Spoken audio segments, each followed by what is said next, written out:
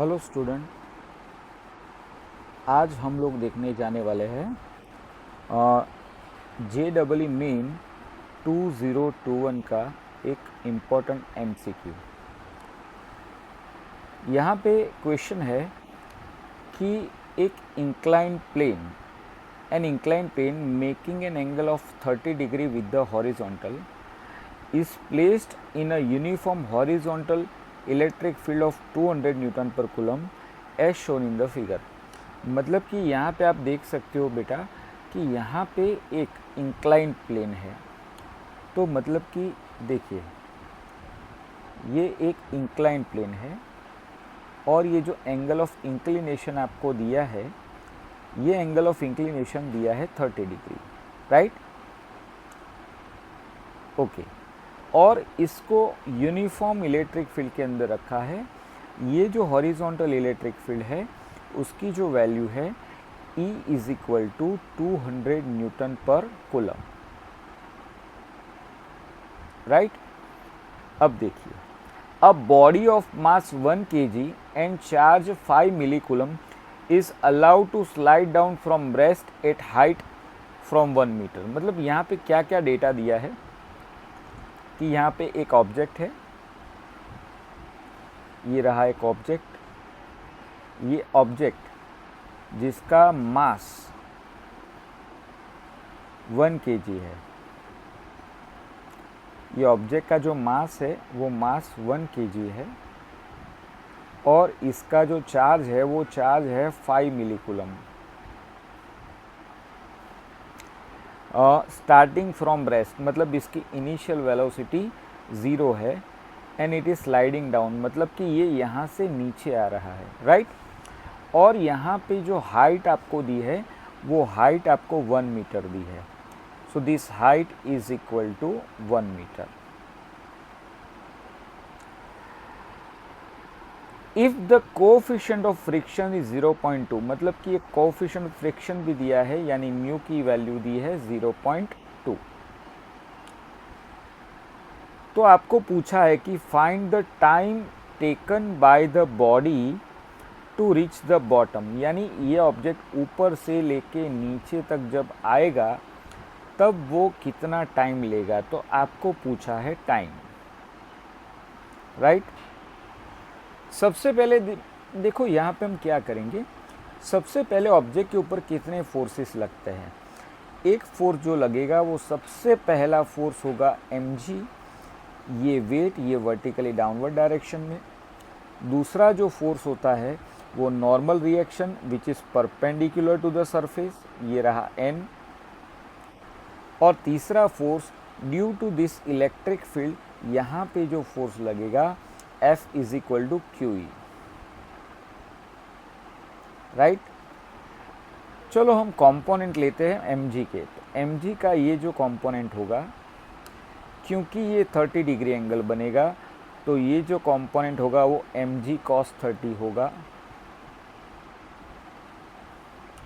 और इससे परपेंडिकुलर वाला जो कंपोनेंट है which is parallel to the surface, ये होगा mg sin 30। अब यहाँ पे जो QE बन रहा है वो QE के कंपोनेंट लेते हैं। ये कंपोनेंट, ये एंगल 30 डिग्री होगा तो ये होगा QE cos 30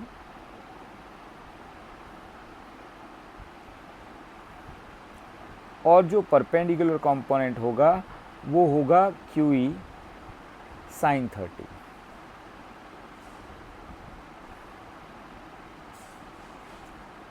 अब आप देख सकते हो कि अगर मैं ये वर्टिकल डायरेक्शन लूँ तो ये वर्टिकल डायरेक्शन में तो ऑब्जेक्ट इक्विलिब्रियम में है, तो यानी हम फोर्सेस को बैलेंस कर सकते हैं। किसको बैलेंस करेंगे? एक तो n जो है वो किसको बैलेंस करेगा? ये दोनों फोर्स को। तो मतलब कि अगर हम n की बात करें तो n इज इक्वल टू, हम लिख सकते हैं mg cos 30 plus QE sin 30 degree, right?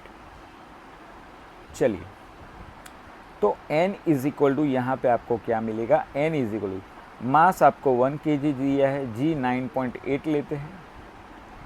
cos 30 का आंसर √3/2 होगा।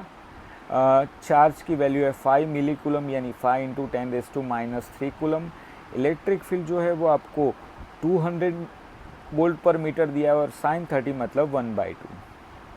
मतलब अगर आप जब ये n की वैल्यू कैलकुलेट करोगे तो आपको जो n की वैल्यू आपको मिलेगी, this value will be approximately 9, right. तो आपको नॉर्मल रिएक्शन फोर्स की वैल्यू आपको मिल गई है 9। चलिए अब हम इक्वेशन ऑफ मोशन का यूज़ करते हैं कि यहाँ पे ये जो ऑब्जेक्ट है it is a sliding down. तो अगर ये स्लाइड हो रहा है तो इसके ऊपर जो रिजल्टेंट फोर्स होगा तो वो कितना होगा। तो वो फोर्स की बात करें तो F इज़ इक्वल टू, हमें पता है कि जो भी ऑब्जेक्ट की डायरेक्शन में जितने भी फोर्स होते हैं वो पॉजिटिव हम लेंगे and opposite to that are negative. तो आप देख सकते हो कि ऑब्जेक्ट की डायरेक्शन में, ऑब्जेक्ट स्लाइडिंग डाउन, तो उसकी डायरेक्शन में जो फोर्स लगता है वो है mg sin 30। तो इसको हम पॉजिटिव लेंगे तो F is equal to mg sin 30, तो ये होगा पॉजिटिव। दूसरा ये वाला जो फोर्स है यानी ये QE cos 30, ये ऑपोजिट में है तो ये होगा -QE cos 30 because it is opposite to the motion. और दूसरी बात, यहाँ पे कुछ फ्रिक्शन भी लगेगा तो फ्रिक्शन जो फोर्स होगा it is opposite to the motion, तो वो फ्रिक्शन होगा म्यू इंटू एन। तो वो भी माइनस आएगा because this friction is opposite to the direction of motion, तो माइनस म्यू एन। तो अब यहाँ पे क्या होगा, F is equal to mass into acceleration equal to mg sin 30 minus QE cos 30 minus mu आपको दिया है 0.2 यानी ये म्यू 0.2 दिया है और n हमने ऑलरेडी फाइंड कर लिया है वो है 9। सो राइट नाउ अगर मैं मास की वैल्यू यहाँ पे 1 kg रखूँ तो यहाँ पे a की वैल्यू, मास आपको 1 kg दिया है तो a की वैल्यू यहाँ पे आएगी 2.24 मीटर पर सेकेंड स्क्वायर। तो ये तो दोस्तों हो गया एक्सेलरेशन ऑफ द ऑब्जेक्ट।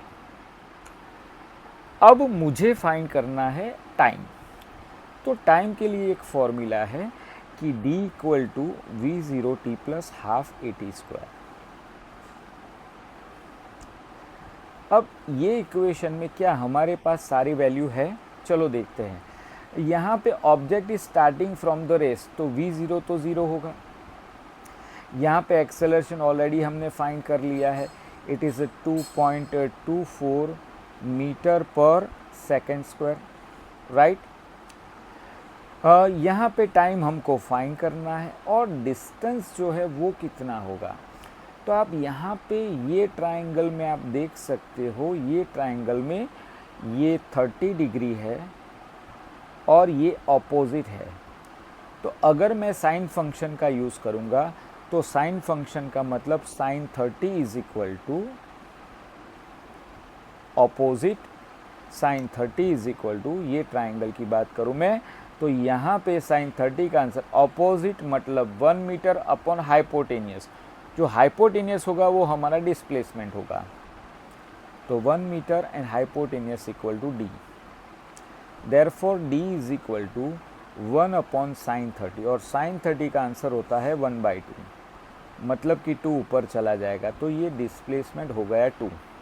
तो चलो ये सारी वैल्यू हम अगर ये इक्वेशन में डाल दें तो d इक्वल टू होगा 2, v0 तो 0 है, प्लस हाफ एक्सेलरेशन की वैल्यू 2.24 इंटू t², मतलब कि यहाँ पे अगर t² फाइंड करना है आपको तो 2 इंटू 2 अपॉन 2.24 और अगर t फाइंड करेंगे तो इसका स्क्वायर रूट निकालना पड़ेगा, तो यानी यहाँ पे 4 अपॉन 2.24, तो जो आपका ऑप्शन आएगा वो आएगा 1.3 सेकेंड। तो आपका जो करेक्ट ऑप्शन है ये होगा 1.3 3 seconds. Right, students?